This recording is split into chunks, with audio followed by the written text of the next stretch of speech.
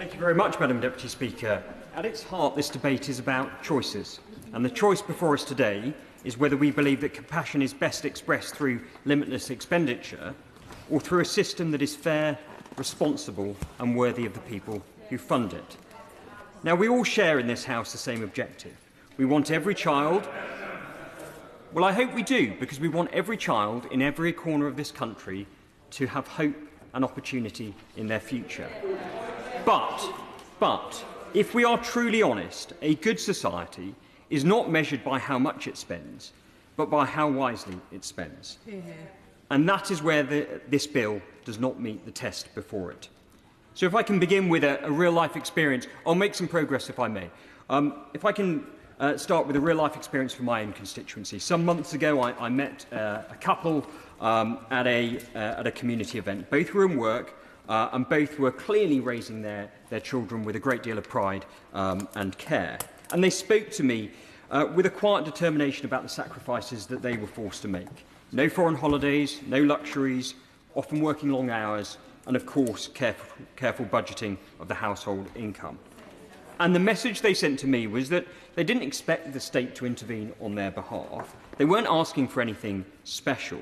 They were merely asking for fairness. And fairness is what is at stake today.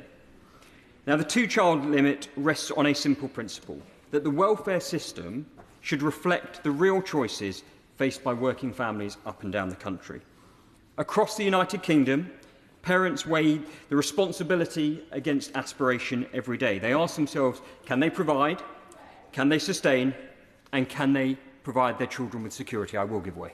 The honourable gentleman just mentioned in terms of whether it was wise or not about the expenditure. And he then went on to say about choices. I don't know if you heard my speech, but children born into poor families are 5 times more likely to die just because they are poor. 5 times more likely than families that have a little bit more income. Is that fair to that child if they die because they were born into poor families? I can't understand the gentleman's logic. Neil Shastri-Hurst. I thank the honourable lady for her intervention. But this is about choices. We come to this place to make choices about how we spend taxpayers' money to ensure that it is fair across the board. We can all come with individual stories that, of course, are moving. But there is the reality. There is the reality of how we support the government expenditure across the board so that it is fair and equitable, and it ensures that families up and down the country are having to make similar choices every single day. Now, what this bill tells the country is that choices no longer matter. It tells the taxpayer that restraint is optional. It tells government that limits are now outdated. And the government says, and I understand it, that this bill will reduce child poverty, and I respect that intention. But poverty is not conquered by chequebooks alone. It's conquered by work, it's conquered by education, it's conquered by stability, and it's conquered by ambition. It is conquered when families are supported to stand tall and not encouraged to lean forever. And for far too long, politics has fallen into the trap of believing that every social problem has a fiscal solution. If only we spend some more money, if only we subsidise a little bit more, if only we borrow more. But history, of course, teaches us a much harder lesson. A society that confuses help with dependency does not liberate the poor, it simply imprisons them. Now, this bill will cost approximately £3 billion a year. £3 billion not paid by abstractions, but paid by people. Paid by the nurse working a night shift. Paid by the self-employed plumber, I will in a moment. The self-employed plumber. By the shop worker who is saving for a deposit. Or the small business owner who is keeping 3 other people in employment. And they are entitled to ask, is this fair? Is it fair that they have to calculate every single pound whilst the state abandons calculation altogether? And I simply don't believe it is. I'll give way. Honourable gentleman for giving way. My right honourable friend made it very clear at the front bench the number of people who made these choices and decisions and then found themselves later on universal credit through changes in circumstances. This is a safety net, And it is not this party's or this government's position that people with children shouldn't work and shouldn't be supported into work. That is very much part of this equation.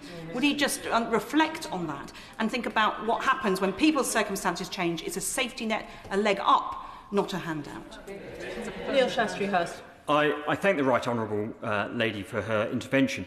A safety net would be there if it provided a short-term boost. What this does is provide an endless chequebook without any checks and balance in place. If there was a sunset clause, that may be different, but there is not. There is not. The two-child limit was more than about blame. It was about balance. It was about balance, and it recognised that a welfare system without boundaries eventually loses all legitimacy together. And when legitimacy is lost, discourse soon follows. And that's the great unspoken risk of this bill. It doesn't merely expand spending, it weakens trust, it widens the gap between those who give and those who receive, and in doing so, it puts the whole settlement at risk. And what is fundamentally missing from this is any serious strategy for mobility. Where's the plan for skills, the plan for progression, the plan for family stability, and for moving people from welfare into work? Instead, it is simply offering a politics of reassurance without reform, of comfort without challenge, spending without strategy, and debt without direction. And on this side of the House, we recognise the importance of lifting people up, of not holding them down, of providing opportunity and not permanent subsidy, that the true measure of social justice is not how many people we support, but crucially, how many people we no longer need to. The question before us, therefore, is whether we will tackle poverty at its roots rather than merely managing it year after year.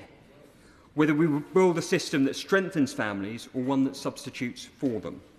Whether we choose the easy road or the responsible one.